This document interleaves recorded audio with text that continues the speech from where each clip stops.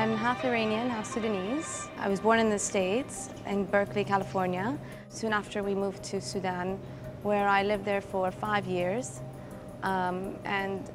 Living there as a child was amazing. I was surrounded by my cousins. It was very innocent, it was very playful. We maybe had one TV channel that barely worked. I grew up watching Teenage Mutant Ninja Turtles, which is not very common for girls. It was a very unique upbringing. So after 5 years of living in Sudan, my parents decided to move to Canada. And it was very difficult because, moving from Africa to Canada, it's a big jump, it's a big change. They took us to our home countries every summer. It's in our roots, right? So they always wanted to be instilled in us.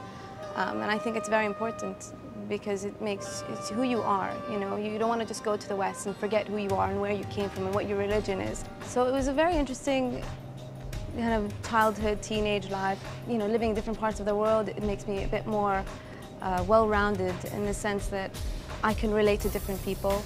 And I understand the world in a different way, and I see things differently.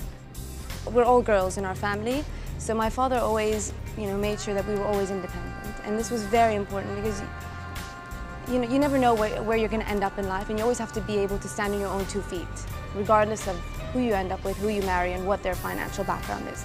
Growing up, they've always seen this side of me. They've always seen that I've had this entrepreneurial itch.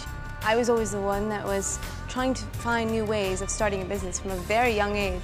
And I remember when I was very young in elementary school, I would make these friendship bracelets. All the school kids would come and get them from me. So, even from 12 years old, I was starting to find different ways. And although I didn't need to work, I still felt that I should, because I think it's important in gaining experience, understanding the world in a different way, and not just going to university, getting a job, and then that's it.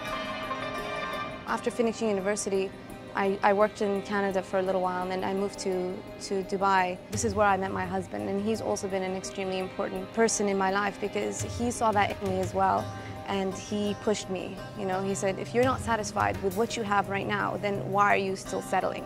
And that's really important because I don't believe in settling. I think you should always try to strive for more. You should always try to really, find what it is that you love to do and do it. Otherwise, you're not going to be happy with your life. You're not going to be content, and I think that's extremely important.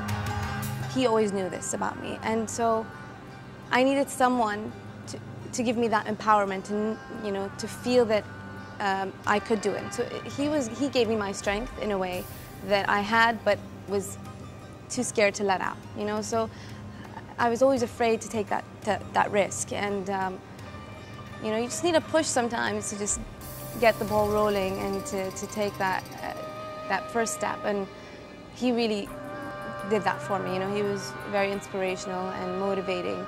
And I'm so glad that I did that, because if had I not, then I would always think back, what if? I was always afraid that I was going to fail, and what would people think, and how much money am I going to lose? So there's so many different risks that I was worried about, which are totally expected, they're natural. Every person thinks this. But in hindsight, I'm very happy that I did take that step, and I didn't expect it to be the way it is today.